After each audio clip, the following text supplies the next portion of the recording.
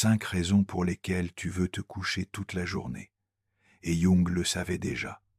Et si cette sensation de vouloir te coucher toute la journée n'était pas de la paresse, mais un signal de ton âme. Carl Jung a révélé que lorsque le corps s'éteint, c'est parce que l'âme crie quelque chose que tu ne peux plus ignorer. Aujourd'hui, je vais te montrer pourquoi ton énergie disparaît, ce que ta psyché réorganise en silence, et comment cette fatigue inexplicable est en réalité le début de ta renaissance intérieure. Partie 1. La fatigue, qui ne vient pas du corps mais de l'âme. Lorsqu'une personne ressent le désir persistant de se coucher toute la journée, lorsque même des activités simples semblent épuiser sa faible énergie disponible, la réaction impulsive de la société est généralement de l'interpréter comme de la paresse, un manque de motivation ou une faiblesse de caractère. Cependant, du point de vue de la psychologie analytique de Carl Jung, ce phénomène est une manifestation beaucoup plus profonde, plus complexe et plus révélatrice que ce qui est normalement reconnu. Selon Jung, l'être humain n'est pas uniquement mu par des forces conscientes, il est guidé, soutenu et parfois corrigé par une vie intérieure qui opère au-delà du contrôle rationnel. Lorsque l'âme retire son énergie du monde extérieur, ce que Jung appelle le retrait de la libido, le corps répond par ce qui semble être une fatigue extrême, mais en réalité, c'est un message symbolique indiquant que la psyché a besoin d'un retour vers l'intérieur pour se réorganiser, se réparer et se réorienter. Ce type de fatigue n'est pas physiologique. Il est archétypal, psychique et existentiel. Pour Jung, la libido n'est pas exclusivement une énergie sexuelle comme le proposait Freud, c'est l'énergie psychique totale, la force vitale, qui permet à l'individu de se relier à la réalité, de créer, d'agir, d'affronter des défis et de construire du sens. Lorsque la libido coule vers le monde extérieur, la personne se sent capable, motivée et présente. Lorsque la libido est retirée, l'intérêt pour la vie extérieure diminue de manière notable. C'est pourquoi lorsque l'âme s'éloigne ou retire sa participation, l'individu éprouve un épuisement global apparent. Ce n'est pas que le corps défaille, c'est que la psyché a temporairement fermé les portes au monde pour se concentrer sur un processus intérieur qui exige silence, inactivité et isolement. Ce retrait n'est pas volontaire, ni même conscient. C'est une réaction profonde du self, le centre régulateur de toute la psyché, qui cherche protection et recalibrage lorsqu'il détecte que la personne s'est trop éloignée de sa véritable nature, de ses besoins essentiels ou de son authenticité. Jung a observé que cette fatigue intérieure apparaît particulièrement dans des moments où la vie de l'individu s'est déconnectée de son sens, lorsque les exigences extérieures excèdent la capacité réelle, ou lorsque la personne fonctionnait trop longtemps depuis sa persona, le masque social, au lieu de son vrai moi. La persona exige performance, adaptation force, sourire et apparence de contrôle, mais l'âme exige vérité, cohérence, silence, sensibilité et connexion avec ce qui compte vraiment. Lorsque le conflit entre ce que nous montrons et ce que nous sommes devient insoutenable, le corps commence à défaillir comme symbole visible de l'effondrement intérieur. Le besoin de se coucher n'est pas une évasion, c'est une protection. La psyché dit « Je ne peux plus soutenir cette structure fausse, j'ai besoin que tu reviennes à moi ». Ce type d'épuisement profond apparaît généralement lorsque la vie émotionnelle a été ignorée trop longtemps, lorsque la personne a réprimé des sentiments essentiels comme la douleur, la peur, la frustration, la tristesse ou le vide, et a continué à fonctionner en pilote automatique. Jung comprenait la psyché comme un système autorégulé. Lorsqu'une partie se déséquilibre, une autre partie intervient pour compenser. Ainsi, la fatigue extrême devient une force de compensation pour contrebalancer un excès d'exigence extérieure ou un déficit d'attention intérieure. La psyché oblige le corps à s'arrêter parce que l'esprit conscient a refusé d'écouter des signaux plus subtils.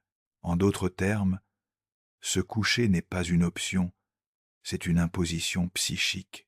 La personne se trouve physiquement incapacitée pour continuer à agir comme si de rien n'était, parce que quelque chose de très profond exige de l'attention. Du point de vue jungien, cet état ressemble beaucoup au début d'une nuit obscure de l'âme, une période où l'ancienne identité commence à se dissoudre pour qu'une nouvelle puisse émerger. Avant chaque transformation significative, la libido se retire pour se réorganiser. C'est comme si la psyché éteignait les lumières extérieures pour pouvoir allumer les intérieures. L'individu sent qu'il n'a pas d'énergie, mais en réalité l'énergie est utilisée intérieurement pour revoir des structures, réévaluer des croyances, libérer des tensions réprimées et préparer un changement qui sera inévitable. C'est pourquoi cette fatigue ne peut pas se résoudre simplement en dormant un peu plus ou en prenant des vacances. C'est un processus de métamorphose où l'âme se concentre sur elle-même pour guérir des blessures, réparer des fractures invisibles et se reconnecter à l'essentiel. Jung a également observé que le besoin persistant de se coucher apparaît chez des personnes qui ont vécu trop longtemps, éloignées de leur véritable vocation, de leur but ou de leur chemin psychologique naturel. La psyché humaine s'affaiblit lorsqu'elle vit en contradiction. Une personne peut travailler, se relier, sourire et répondre aux attentes. Mais si ce qu'elle fait et ce qu'elle est ne coïncident pas, la psyché réduit progressivement l'énergie disponible pour la vie extérieure. Cet épuisement est un symptôme de désalignement. La psyché retire son soutien lorsqu'elle détecte que la vie est vécue de manière artificielle. C'est pourquoi tant de personnes apparemment réussies se réveillent un jour sans force pour se lever du lit, parce qu'elles ont avancé trop loin sur un chemin qui ne leur appartient pas. La libido refuse de nourrir une forme de vie que l'âme considère fausse. Cependant, ce retrait ne doit pas être interprété comme une dépression au sens clinique le plus courant. Bien qu'il puisse qu'en coexister, Jung différenciait la fatigue de l'âme d'un trouble affectif. Dans la dépression, l'énergie psychique est bloquée. Dans le retrait de la libido, l'énergie est redirigée vers l'intérieur pour un travail nécessaire. Les deux états peuvent sembler similaires de l'extérieur, mais psychologiquement ils sont distincts. La clé pour les comprendre réside dans l'observation de ce que la psyché essaie de faire. Lorsqu'il y a un retrait de la libido avec un but évolutif, la personne éprouve un mélange de fatigue d'introspection, de besoin de silence, de rejet du superficiel et d'une sensibilité émotionnelle accrue. Elle ne ressent pas seulement de la tristesse, elle ressent un appel. Elle ne ressent pas simplement de l'apathie, elle ressent de la saturation. Elle ne se sent pas inutile, elle se sent déconnectée. Bien qu'elle ne puisse pas le décrire, elle sent que quelque chose en elle essaie de lui dire quelque chose d'important. Jung soutenait que l'âme parle à travers des symptômes parce que la conscience ne sait pas écouter autrement. Et l'un des symptômes les plus éloquents est l'incapacité de soutenir un rythme qui n'est plus congru avec le processus d'individuation. L'individuation est le chemin vers la totalité, le processus par lequel la personne découvre sa véritable identité et l'intègre avec les parties inconscientes d'elle-même. Pour avancer sur ce chemin, la psyché doit souvent arrêter l'avancée extérieure. Il est impossible de continuer à fonctionner dans un monde plein de distractions pendant une restructuration profonde. C'est pourquoi le désir de se coucher représente un retrait temporaire du champ de bataille pour entrer dans le sanctuaire intérieur. L'un des aspects les plus fascinants que Jung a découvert est que lorsque la psyché retire la libido de la vie extérieure, elle ne le fait pas de manière arbitraire. Il existe un pattern. D'abord, la personne commence à sentir de la saturation, puis une fatigue émotionnelle, ensuite une faiblesse corporelle, et enfin un désir écrasant de repos. Tout cela indique que l'énergie psychique a commencé à se repositionner. Dans de nombreux cas, la personne ne sait même pas pourquoi elle est fatiguée et essaie de le rationaliser avec du stress de mauvaises nuits du travail, le climat ou des responsabilités.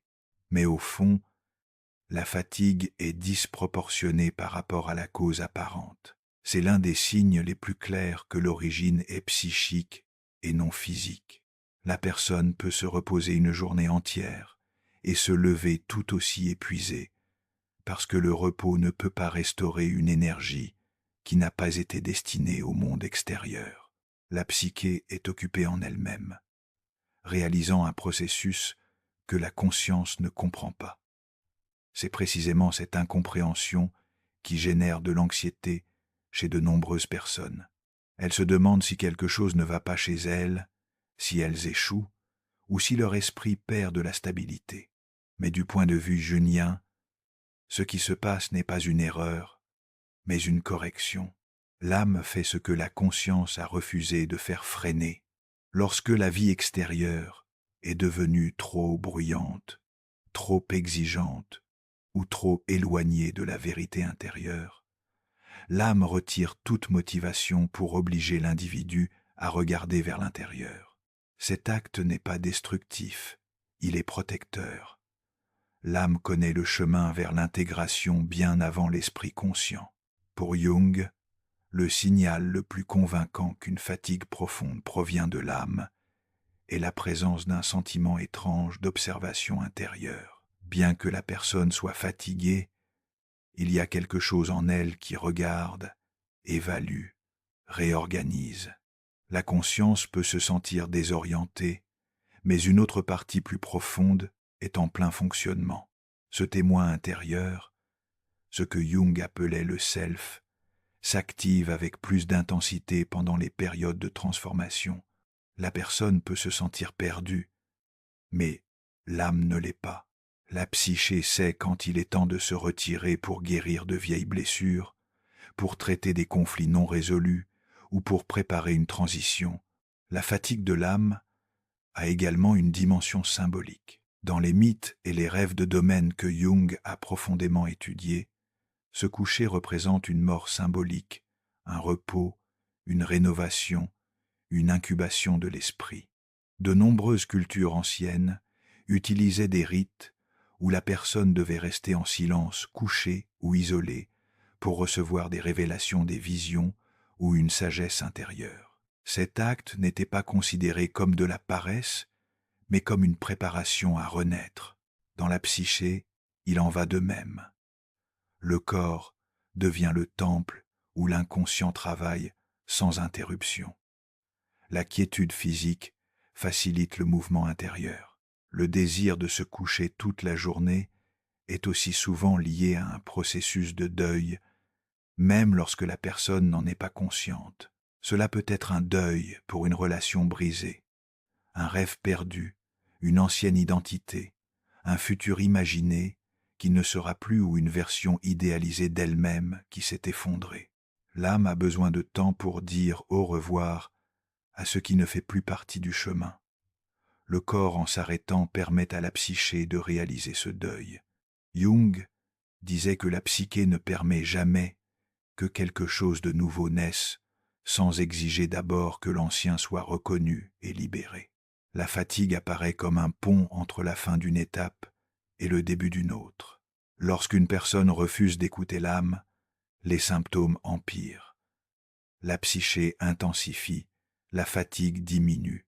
Encore plus, la capacité de concentration provoque de l'irritabilité, de l'hypersensibilité et même des épisodes de déconnexion émotionnelle. Tout cela n'est pas pour punir, mais pour souligner le message.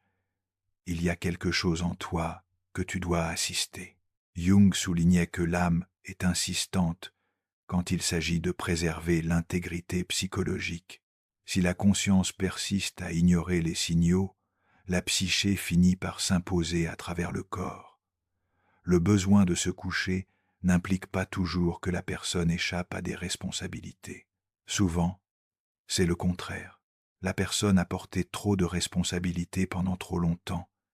Elle a été forte quand elle avait besoin d'être vulnérable. Elle a soutenu les autres tout en négligeant son propre bien, être. Elle a été fonctionnelle dans des contextes qui l'a usée profondément. L'âme reconnaît l'usure accumulée et décide d'arrêter la machine. Cet acte d'arrêt est une intervention divine depuis l'intérieur de la psyché. Un aspect fondamental que Jung soulignait est que la psyché n'agit jamais sans but. Chaque retrait, chaque fatigue, chaque démotivation profonde a une intention téléologique qui guide vers un futur plus authentique. L'état d'épuisement est une pause avant la révélation. L'âme a besoin de silence pour parler d'inactivité, pour réorienter le cap de repos, pour rassembler des forces. Dans ce sens, la fatigue extrême est un appel vers une vie plus alignée, plus vraie et plus consciente. La psyché sait quand l'individu a atteint la limite. Lorsque le moi conscient insiste à continuer par habitude, peur ou oppression sociale, l'âme active des mécanismes qui obligent à ralentir. Et bien que la personne puisse ressentir de la culpabilité pour ne pas être productive du point de vue jungien, ce manque de productivité extérieure est le signe d'une intense productivité intérieure. L'âme travaille, le self réorganise le système intérieur et l'individu traverse une étape d'incubation psychologique où commence à se former une version plus forte, plus sage et plus vraie de lui-même. C'est pourquoi pour Jung, le désir intense de se coucher toute la journée ne doit jamais être jugé superficiellement. C'est un message profond de l'âme, un symbole, un signe d'autorégulation psychique et une invitation à s'écouter à un niveau plus profond. Cette fatigue parle de l'état intérieur de l'individu avec plus de clarté que n'importe quel mot. Lorsqu'elle apparaît, c'est le signe que l'âme a activé un processus qui requiert respect, introspection et compréhension. Partie 2. La résistance intérieure à la vie que tu vis. La sensation de vouloir se coucher toute la journée n'est pas seulement un symptôme de fatigue profonde de l'âme, mais aussi un signal clair de résistance intérieure envers la vie que la personne mène actuellement. Selon Carl Jung, lorsque l'individu s'éloigne trop de son propre centre, de son authenticité ou de son chemin naturel d'individuation, la psyché commence à protester de manière que le corps finit par manifester physiquement. Cette protestation prend de nombreuses formes: apathie, saturation mentale, perte d'intérêt, irritabilité silencieuse et surtout un désir écrasant d'arrêter toute activité extérieure. Ce désir n'indique pas de la faiblesse ni un manque de discipline, mais un conflit profond entre la vie consciente que la personne essaie de soutenir et la vie inconsciente qu'elle a vraiment besoin de vivre. L'inconscient ne peut pas parler avec des mots, il s'exprime à travers des symptômes, et l'un des symptômes les plus clairs de désalignement est l'épuisement qui pousse la personne à se déconnecter du monde extérieur. La psyché se rebelle lorsqu'elle détecte que l'individu vit depuis la persona, le masque social que nous utilisons pour fonctionner dans le monde, au lieu de vivre depuis son vrai moi. La persona exige perfection-performance, accomplissement d'attentes et ajustement constant aux normes extérieures. Mais l'âme exige vérité-cohérence, créativité, sens et connexion avec l'essentiel. Lorsque le masque devient dominant et que le moi authentique est relégué, l'inconscient retire son soutien énergétique. C'est ainsi que Jung explique le retrait de la libido. L'énergie psychique cesse de nourrir les activités extérieures qui ne reflètent pas la vérité intérieure de l'individu. À ce moment même, Des tâches simples peuvent sembler lourdes, accablantes ou impossibles à réaliser. C'est une résistance depuis le noyau de l'être. Ce n'est pas de la paresse, c'est de l'incongruence. Et la psyché ne tolère pas l'incongruence longtemps.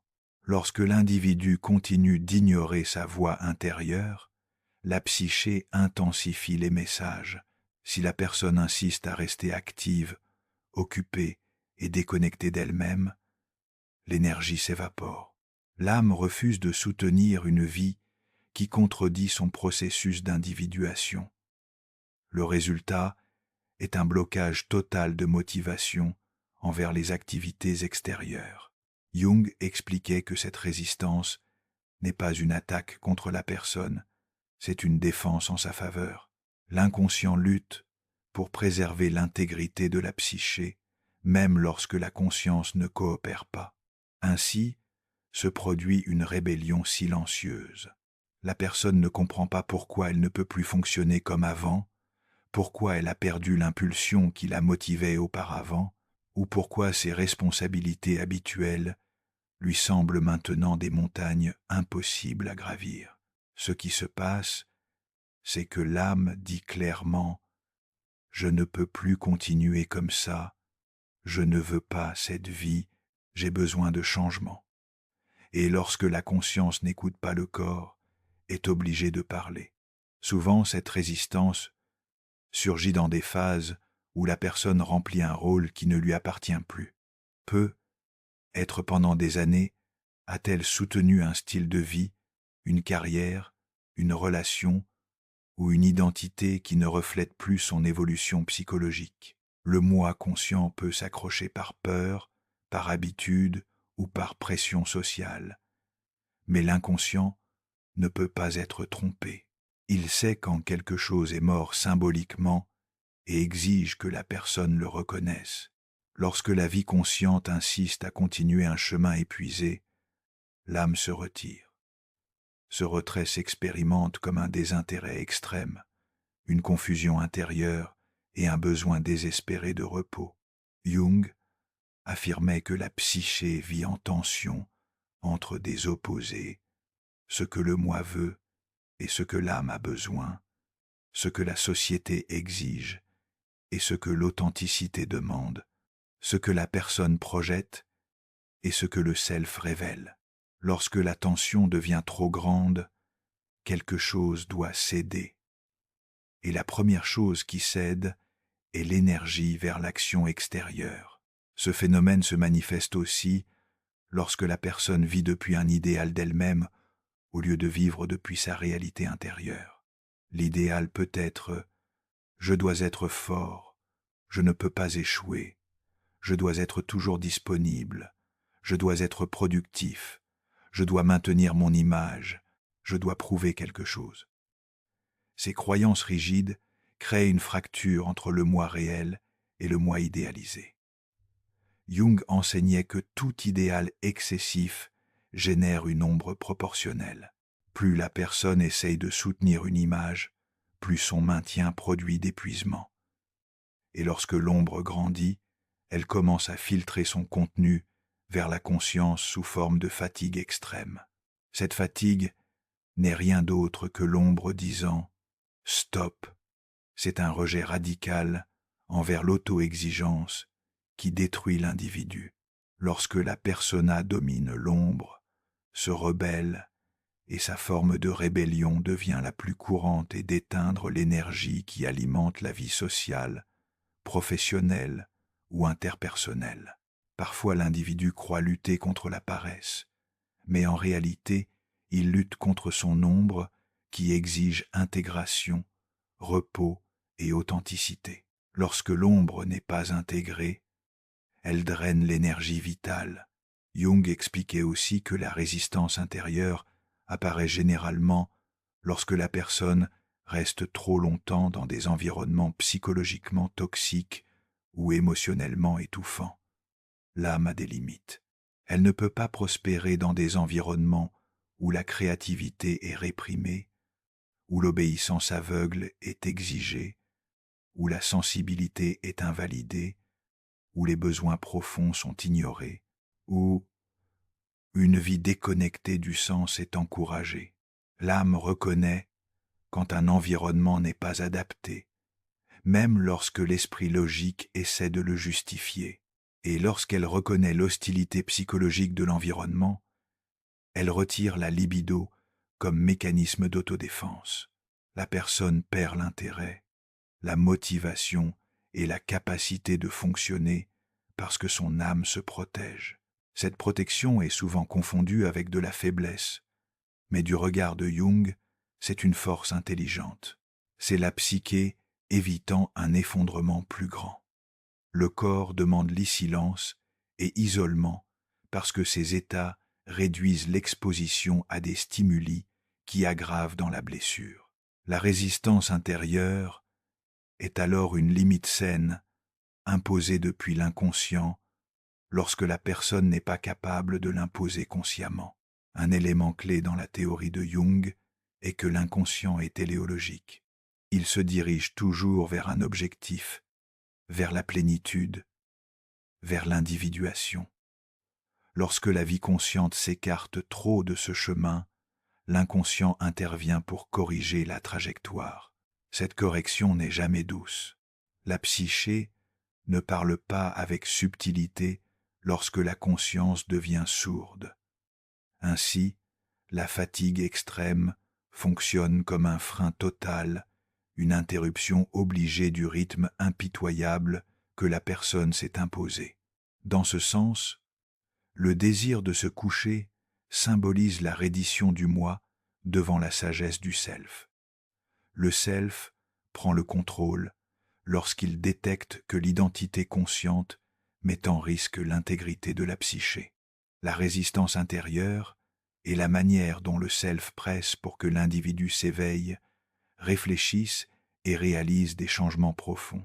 Jung a également observé que cette résistance apparaît dans des moments où la personne a perdu le contact avec sa créativité, sa vie intérieure ou son sens symbolique. L'âme a besoin d'expression, de rituels, de connexion avec le sacré, l'intime, l'émotionnel et l'intuitif. Lorsque la vie devient purement pragmatique, mécanique et orientée vers le devoir, l'âme se dessèche. La psyché réagit en retirant l'énergie destinée aux tâches extérieures parce que ces tâches ne nourrissent plus la vie intérieure.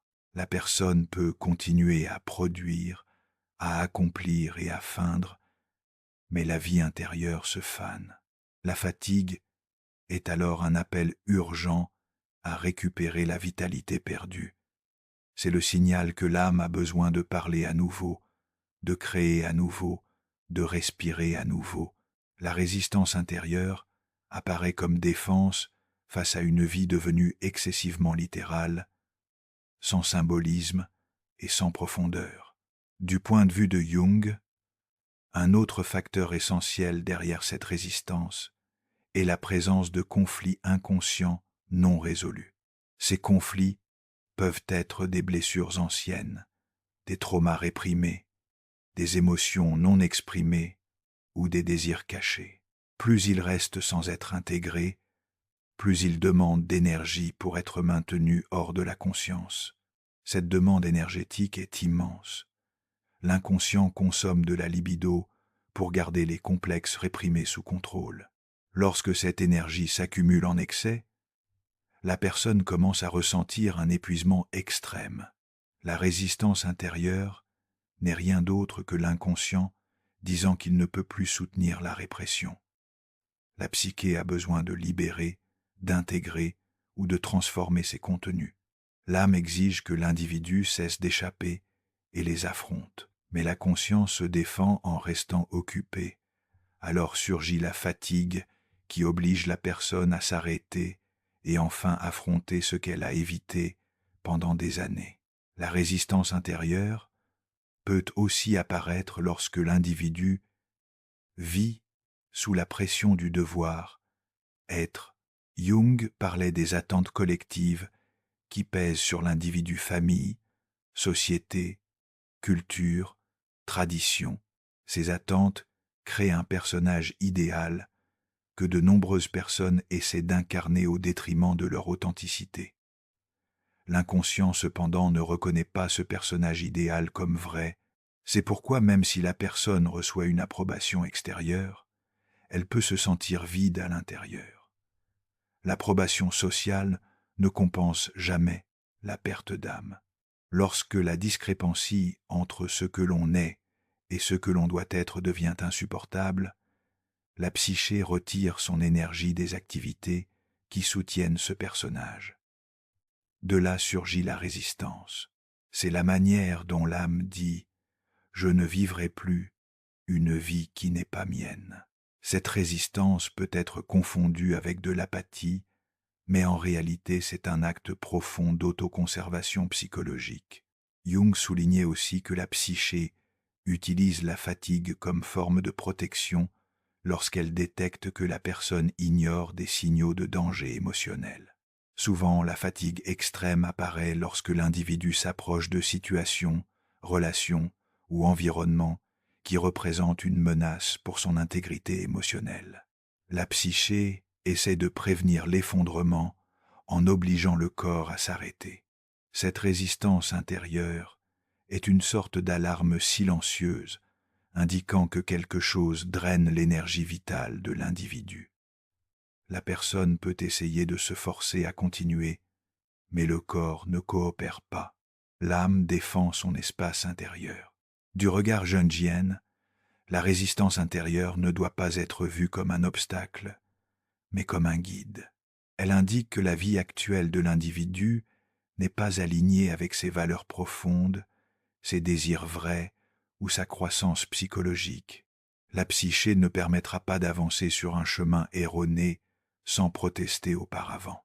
Cette fatigue répétitive, ce besoin intense de se coucher, est une tentative de l'âme pour rediriger la trajectoire de la personne vers un chemin plus authentique, plus cohérent et plus vivant.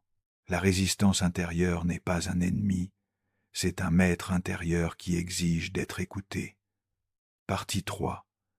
La phase de guérison intérieure. Lorsque l'âme utilise la fatigue pour te réparer de l'intérieur, le besoin de se coucher toute la journée n'indique pas seulement une résistance intérieure à la vie que l'on mène, mais révèle également que la psyché est entrée dans une phase active de guérison profonde, un processus que Jung décrivait comme une réorganisation interne de l'âme.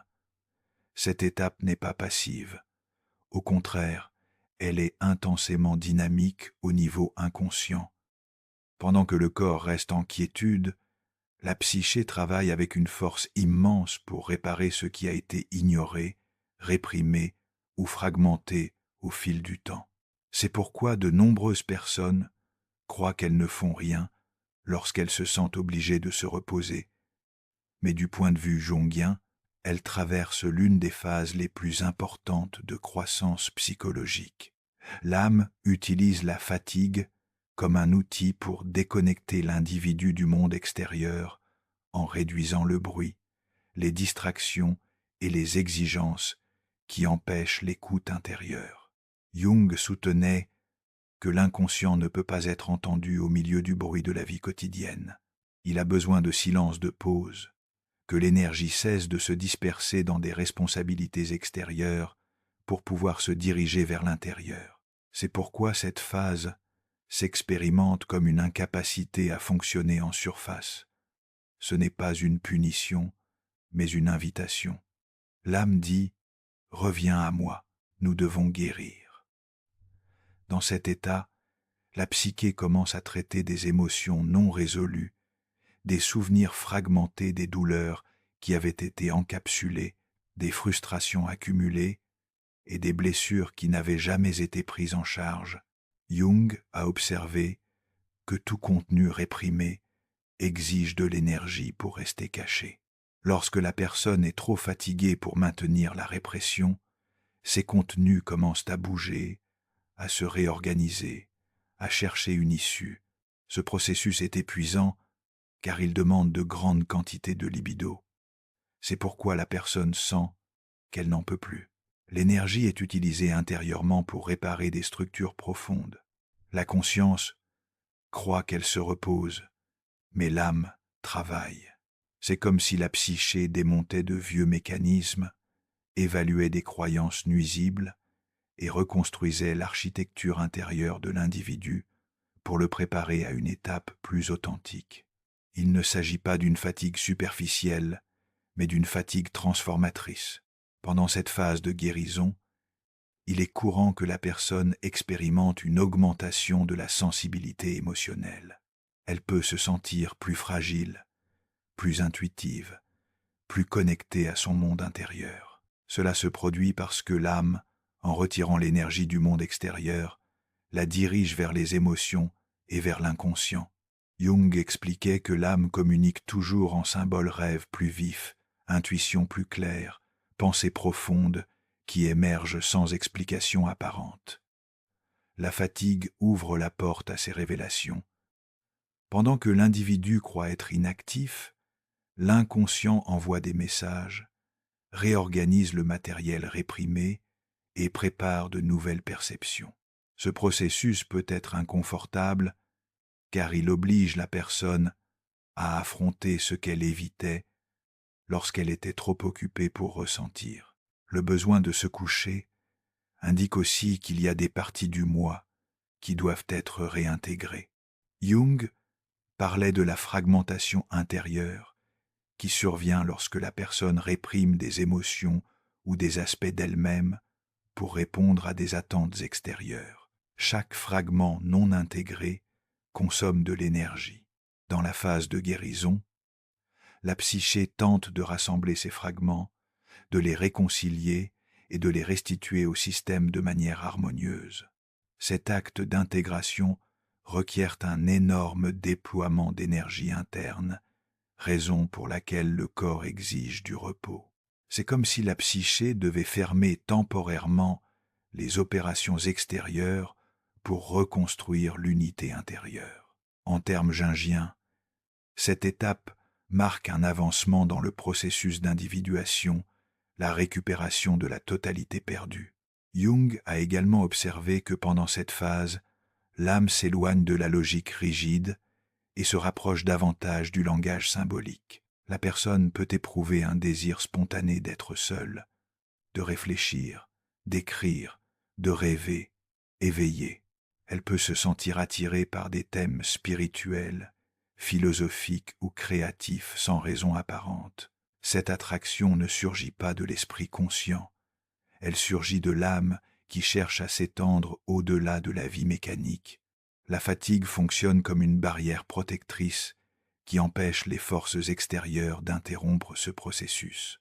C'est pourquoi même, lorsque la personne essaie de se forcer à accomplir des tâches normales, l'énergie n'apparaît simplement pas.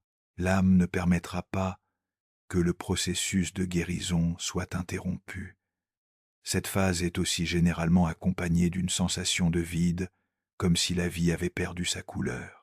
Jung affirmait que ce vide n'est pas un signe de maladie, mais un signe de transition. L'âme draine l'énergie de l'ancien pour que le nouveau puisse surgir. Le vide est l'espace nécessaire à la rénovation. De nombreuses personnes s'effraient de cette sensation en pensant qu'elles ont perdu le but, la motivation ou la capacité de jouir de la vie. Mais en réalité, elles sont dans une période où l'âme a retiré la libido pour l'utiliser dans son propre processus de reconstruction. La motivation reviendra, mais pas avant que la psyché n'ait terminé son travail interne. L'une des caractéristiques les plus profondes de cette phase est la désorientation. La personne peut sentir qu'elle ne sait plus qui elle est, ce qu'elle veut ou où elle va. Jung considérait cette désorientation comme un signe que l'ancienne identité est en train d'être démontée. Avant qu'une identité plus authentique puisse surgir, l'ancienne doit être questionnée et libérée. Cela ne se produit pas sans une certaine dose de confusion. L'âme démantèle des croyances, des schémas et des habitudes qui ne servent plus. Pendant ce temps, la conscience se sent perdue. Cet état ne doit pas être craint. C'est une étape naturelle de la transformation psychologique. C'est le signal que quelque chose de grand est en marche à l'intérieur. Pendant cette phase de guérison, le temps s'expérimente différemment. Les jours peuvent sembler lents, interminables ou lourds. Cela se produit parce que la psyché a changé la manière dont elle distribue l'énergie. L'énergie ne coule plus vers des tâches extérieures. Elle coule vers l'introspection, la restauration émotionnelle et l'intégration symbolique. Le corps devient un réceptacle passif pour que l'âme puisse travailler. Ce changement dans la perception du temps est un signe clair que la psyché est en état de réorganisation profonde. Une autre caractéristique essentielle de cette étape est l'apparition de rêves intenses, répétitifs ou symboliquement chargés. Jung considérait les rêves comme le théâtre où l'inconscient représente son processus interne. Lorsque la personne entre en phase de guérison, l'inconscient profite du repos pour communiquer des messages importants. Les rêves peuvent révéler des blessures, des désirs réprimés, des conflits internes ou même des anticipations de changements futurs.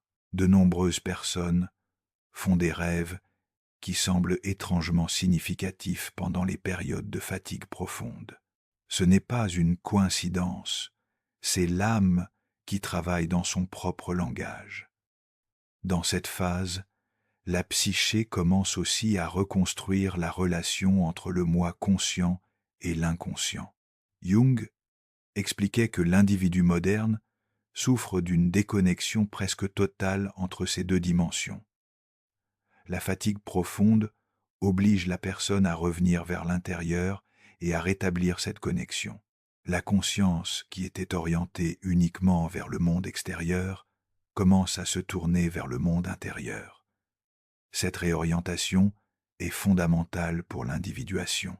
La personne commence à écouter son intuition, ses émotions véritables et sa voix intérieure, non parce qu'elle le veut, mais parce que la fatigue l'y oblige. L'âme réclame son espace.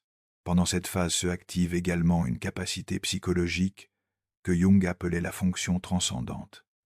Cette fonction apparaît lorsque la personne maintient la tension entre le moi conscient et l'inconscient.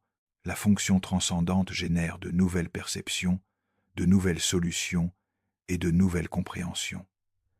C'est le mécanisme par lequel la psyché transforme le conflit en croissance. La fatigue oblige l'individu à s'éloigner du monde extérieur, ce qui crée l'espace parfait pour que la fonction transcendante agisse. Dans ce sens, le repos n'est pas seulement repos, c'est la scène où se produit l'évolution intérieure.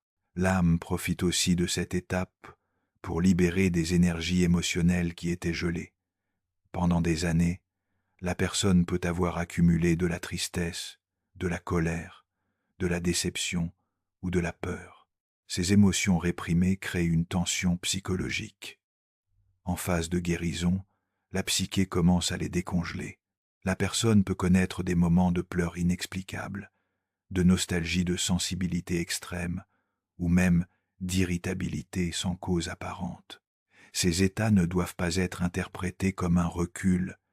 Ils sont la preuve que l'âme libère des charges émotionnelles qui pesaient sur le système intérieur. La guérison n'est pas linéaire, elle est ondulante. Jung soulignait que l'âme utilise rarement la force brute sans but.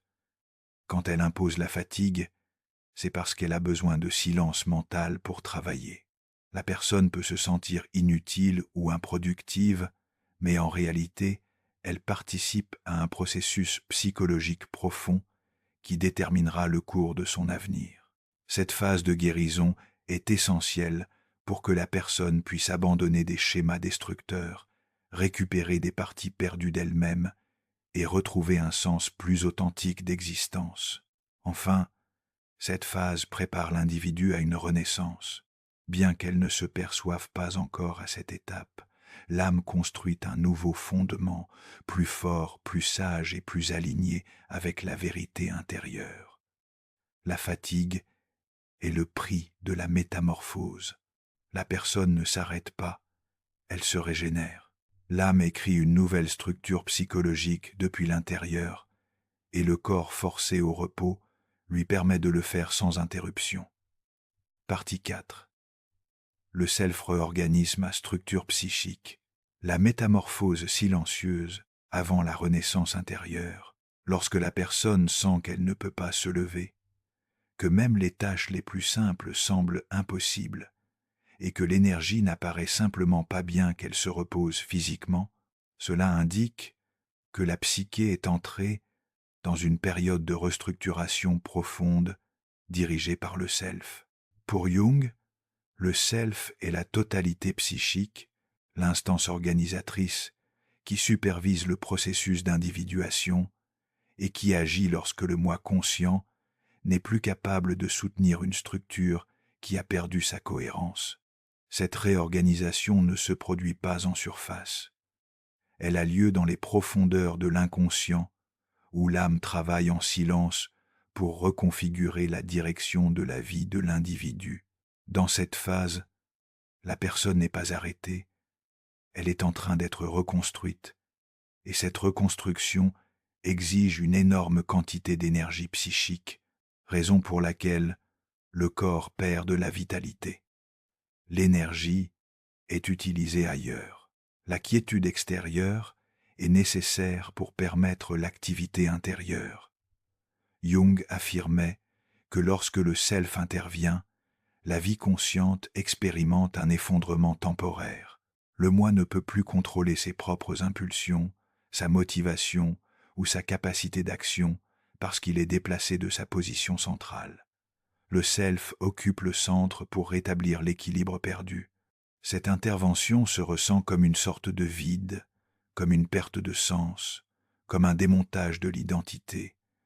Mais ce démontage n'est pas destructeur, il est correctif. Chaque structure interne qui ne sert plus est démontée. Chaque croyance qui limite la croissance est questionnée. Chaque comportement qui ne reflète pas l'authenticité est affaibli. Cette dégradation de l'ancien est nécessaire pour que le nouveau puisse entrer.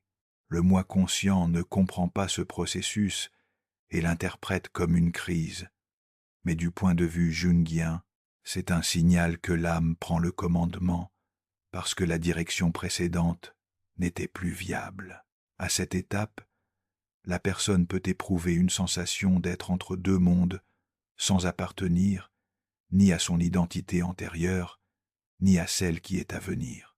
Cet état intermédiaire est typique de la phase liminale, où le self opère comme un architecte invisible qui reconfigure les fondations de la psyché. La fatigue extrême apparaît comme un mécanisme naturel. Sans énergie pour agir à l'extérieur, la personne se voit obligée de se livrer au processus intérieur. Jung soutenait que les grandes transformations psychologiques n'arrivent jamais pendant que l'individu est immergé dans le bruit de la vie quotidienne. Elles requièrent isolement, silence, introspection et souvent inactivité physique. Le corps, en tombant dans un état de quiétude, devient un réceptacle pour le travail du self.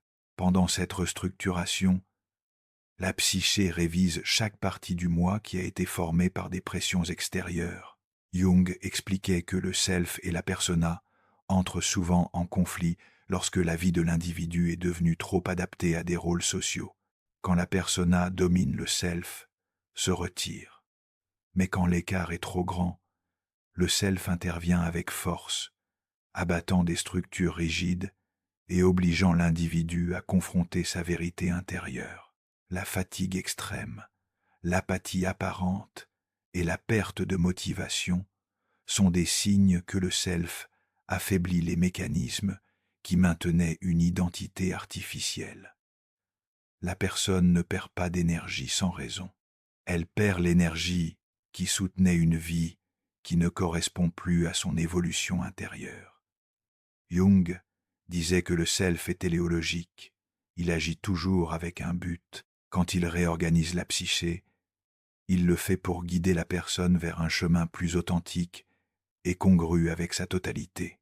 Cette réorganisation implique de revoir des traumas non résolus, de démonter des défenses psychologiques obsolètes, d'intégrer des aspects réprimés de l'ombre et d'activer des potentiels que le moi avait ignorés. Chacun de ces processus consomme d'énormes quantités de libido. C'est pourquoi l'individu sent qu'il n'a pas de force pour fonctionner extérieurement. Toute l'énergie disponible est utilisée pour reconstruire le système interne. C'est la raison psychologique pour laquelle le repos ne restaure pas immédiatement la vitalité. Le corps se repose, mais l'âme travaille. Une autre caractéristique essentielle de cette étape est la désidentification du moi avec ses anciennes narrations. Le self commence à questionner les histoires que la personne s'est racontées sur qui elle est, ce qu'elle peut accomplir, ce qu'elle mérite, ce qu'elle craint, ce qu'elle cherche. Beaucoup de ces narrations ont été construites par des conditionnements familiaux, culturels ou sociaux. Le moi conscient croit que ces narrations sont son identité, mais le self sait qu'elles ne sont que des couches superficielles. La fatigue qui apparaît dans cette phase est un résultat direct de la désintégration de ces couches. La personne ne trouve plus de sens dans des activités qui la motivaient auparavant parce que ces activités étaient au service d'une identité qui s'effrite. Ce qui semblait important perd sa couleur. Ce qui semblait urgent devient irrelevant. Ce vide est un signal que l'âme nettoie le terrain pour quelque chose de nouveau. Jung signalait aussi qu'avant chaque avancée importante dans le processus d'individuation, la psyché entre dans une phase de régression temporaire. Cette régression n'est pas un échec, mais un retour nécessaire aux racines pour récupérer de l'énergie psychique essentielle. La personne peut manifester des comportements qui semblent infantiles, besoin de refuge, désir d'isolement, rejet des responsabilités, recherche de réconfort émotionnel, mais ces comportements ne signifient pas faiblesse. Ils signifient que la psyché retourne à un état primaire pour se réorganiser depuis la base. Le self a besoin d'éliminer des tensions internes, accumulées, pour construire une structure plus solide. C'est pourquoi la régression survient juste avant la croissance. Dans cette phase, le self travaille aussi à intégrer des contenus de l'ombre que le moi avait rejetés pendant des années. L'ombre n'est pas seulement le négatif, elle contient aussi des potentialités, des talents réprimés, des désirs profonds et des émotions authentiques. L'intégration de l'ombre exige énergie, introspection et confrontation honnête. La fatigue oblige l'individu à arrêter l'activité extérieure pour pouvoir affronter ses contenus internes sans distraction. Beaucoup sentent qu'ils perdent leur vie pendant ces périodes d'inactivité, mais en réalité, ils récupèrent des parties essentielles d'eux-mêmes qu'ils avaient perdues par adaptation excessive au monde extérieur. L'un des signes les plus clairs que le self-travail est la sensation que la vie intérieure ne convient plus. Ce n'est pas seulement une fatigue physique, c'est une incompatibilité spirituelle avec le chemin suivi. Jung décrivait ce phénomène comme l'appel du chemin intérieur. La fatigue extrême n'en est pas la cause, mais la conséquence. L'âme redirige la vie de l'individu vers une trajectoire plus alignée avec l'individuation, et pour cela, elle doit interrompre temporairement la vie extérieure. Si l'individu pouvait continuer à fonctionner normalement, il ne ferait jamais les changements nécessaires. Dans cette étape, la psyché réalise aussi une purification émotionnelle.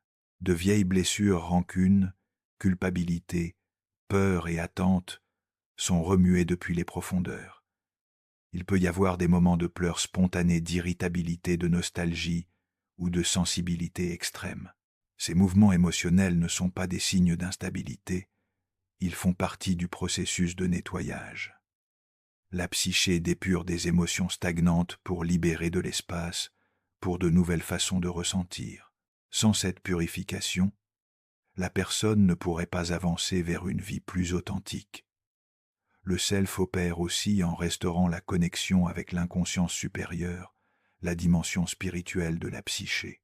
Jung considérait que l'individuation n'est pas seulement un processus psychologique, mais un processus spirituel. Pendant cette réorganisation, la personne peut avoir des intuitions profondes, des rêves symboliques chargés de sens, ou des moments de clarté intérieure inattendus. Ces expériences sont des signes que le self guide le processus. Bien que la conscience se sente perdue, l'âme sait exactement où elle va. La fatigue extrême fonctionne aussi comme un mécanisme de protection pour éviter que la personne retourne à de vieux schémas pendant que le self construit de nouvelles structures internes. Si la personne avait assez d'énergie, elle retournerait à des dynamiques nuisibles, à de vieilles habitudes ou à des environnements qui drainent son âme. En lui retirant l'énergie, l'âme la protège d'une rechute. Le corps devient un gardien du processus interne. Ce n'est pas une incapacité, c'est une protection. Pendant cette phase de restructuration, se produit aussi un rééquilibrage entre les fonctions psychologiques. Être la personne avait-elle vécu depuis une logique excessive en ignorant l'intuition, ou être avait-elle vécu depuis l'émotion sans structure. Le self utilise la fatigue comme outil pour obliger l'individu à équilibrer ses fonctions. La logique perd son domination, l'intuition se renforce, la sensibilité émotionnelle augmente, la créativité s'éveille. La psyché crée une forme plus intégrée de fonctionnement.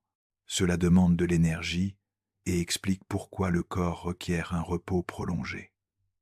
Enfin, cette phase prépare l'individu à un saut évolutif interne. Bien qu'à l'extérieur il semble que rien ne change, à l'intérieur tout est reconfiguré. La personne ne sera plus la même.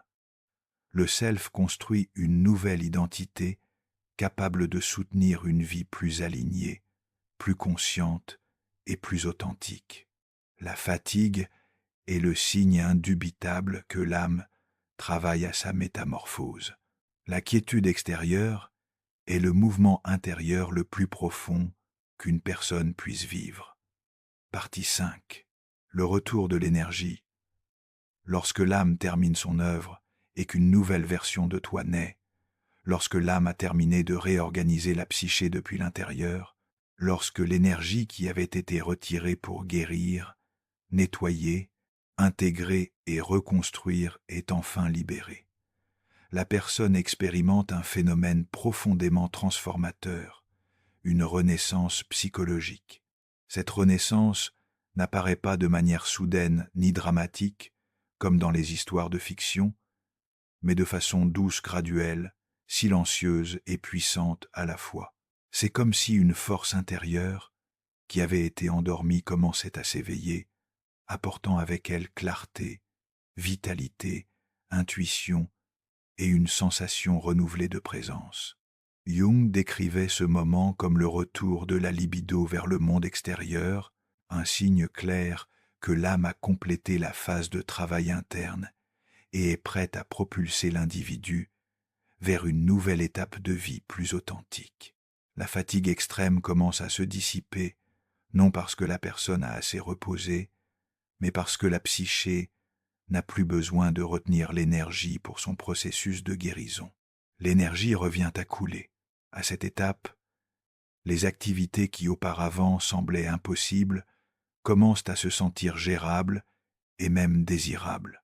Ce n'est pas un retour à la motivation artificielle maintenue par obligation extérieure, mais une impulsion interne qui surgit des profondeurs de l'être.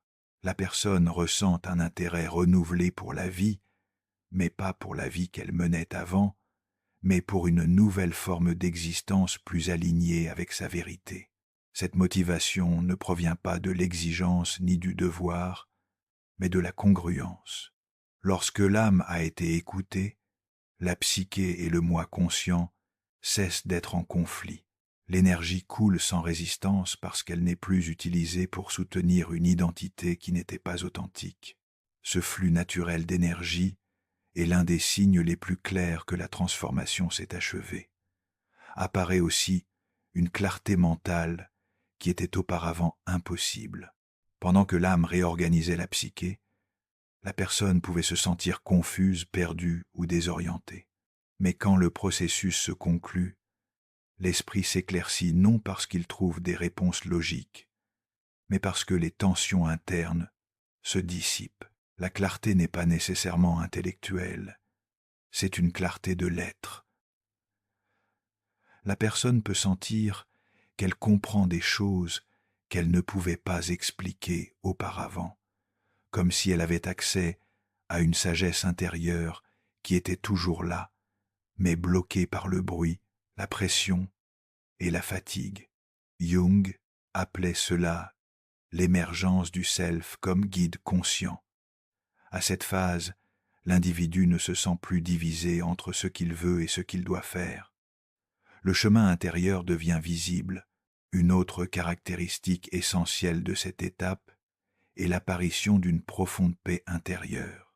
Ce n'est pas une paix superficielle ni passagère, mais une sensation d'ancrage, de stabilité émotionnelle, de se sentir chez soi en soi-même. Cette paix apparaît parce que la psyché a trouvé un nouvel équilibre. Les parties réprimées ont été intégrées, les tensions internes ont été réduites et l'ombre a été reconnue. L'individu n'est plus en guerre avec lui-même. Cette harmonie intérieure est l'un des objectifs centraux du processus d'individuation selon Jung. La personne peut continuer à affronter des défis extérieurs, mais sa réaction est différente. Elle ne se sent plus fragmentée. Il y a une unité interne qui n'existait pas auparavant. La renaissance se manifeste aussi comme une augmentation de l'intuition. Pendant la phase de fatigue, la psyché a renforcé la connexion avec l'inconscient. Maintenant, cette connexion devient fonctionnelle dans la vie quotidienne. La personne reçoit des signaux internes plus clairs, sent des pressentiments plus précis et possède une plus grande capacité à interpréter symboles, rêves et émotions. Cette intuition n'est pas fantasme ni superstition. C'est une fonction psychologique que Jung considérait fondamentale pour une vie pleine. La personne sent qu'elle sait ce qu'elle doit faire, non parce que quelqu'un le lui dit, mais parce qu'elle le sent profondément. Elle ne prend plus de décision depuis la peur, ni depuis la pression extérieure, mais depuis un alignement intérieur. C'est la liberté psychologique. Un autre aspect notable est la reconfiguration du désir. Avant la transformation, la personne pouvait désirer des choses par pression sociale, par besoin d'approbation ou par peur de ne pas s'intégrer. Après la Renaissance, ces désirs s'évanouissent et laissent place à des désirs authentiques qui naissent de l'âme et non de la persona. La personne ne poursuit plus des objectifs vides, elle poursuit ce qui lui donne réellement du sens. La réorientation du désir est l'un des changements les plus puissants que l'on expérimente. Soudain, des activités, relations ou environnements qui semblaient auparavant indispensables perdent leur importance, tandis que des choses nouvelles, peu être plus simples, plus humaines ou plus spirituelles, commencent à attirer profondément l'individu. Ce changement signale que la vie extérieure commence à s'aligner avec la vie intérieure. La relation avec soi-même change aussi.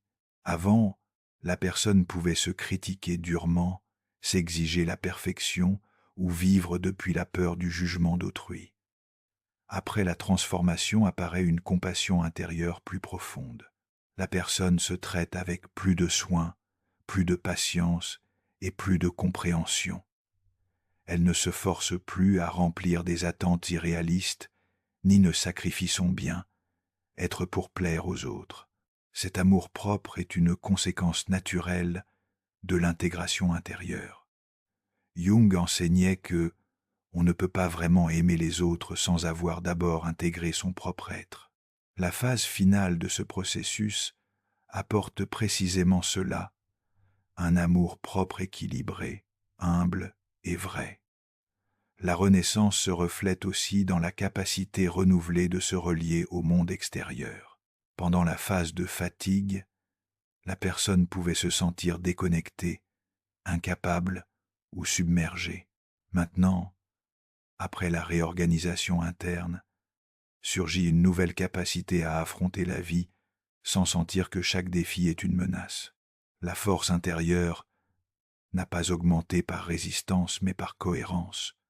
La personne est alignée avec elle-même et cet alignement génère de la force. Les interactions sociales deviennent plus authentiques, moins forcées. Les décisions se prennent avec plus de confiance. La vie ne se sent plus comme un fardeau insupportable, mais comme un champ de possibilités. Jung expliquait aussi qu'après une grande transformation intérieure, la personne commence à attirer des expériences qu'elle ne pouvait pas percevoir auparavant. Ce n'est pas de la magie, c'est de la synchronicité. Quand la psyché interne change le monde extérieur, répond, surgissent des opportunités de nouvelles relations significatives et des changements inattendus qui semblent arriver au moment parfait. L'individu sent que la vie coule d'une manière différente, plus organique. Cette synchronicité est une confirmation que le processus d'individuation avance dans la bonne direction. L'âme et le monde ne sont plus en opposition, ils collaborent. Le retour de l'énergie apporte aussi une nouvelle perception du temps et du rythme de la vie. Avant, la personne pouvait se sentir pressée, anxieuse ou piégée dans une course interminable. Après la transformation apparaît un rythme plus naturel, plus humain. La personne ne vit plus depuis l'urgence, mais depuis la présence. Chaque moment peut être vécu sans la pression de prouver quelque chose. Ce ralentissement intérieur est un signe clair de maturité psychologique. L'individu ne fuit plus de lui-même, il habite sa propre existence. L'une des signes finales de cette phase est l'apparition d'un but. Pas nécessairement un but grandiose ou extraordinaire, mais une orientation claire vers ce qui importe vraiment. La personne sent que sa vie a une direction, non parce que la société la dicte, mais parce que son âme l'indique. Le but n'est pas une destination fixe, mais une manière de marcher. Cette sensation de but est le témoignage le plus clair que l'âme a terminé son travail interne et a rendu l'individu au monde avec une structure renouvelée. Enfin, la Renaissance apporte une identité nouvelle, plus authentique, plus stable, plus consciente. Il ne s'agit pas d'une identité fabriquée, mais d'une identité découverte. La personne sent qu'elle est revenue à la vie en elle-même. Elle ne se meut plus par obligation, mais par alignement. Elle ne vit plus depuis le masque, mais depuis le centre. Elle ne survit plus, elle vit.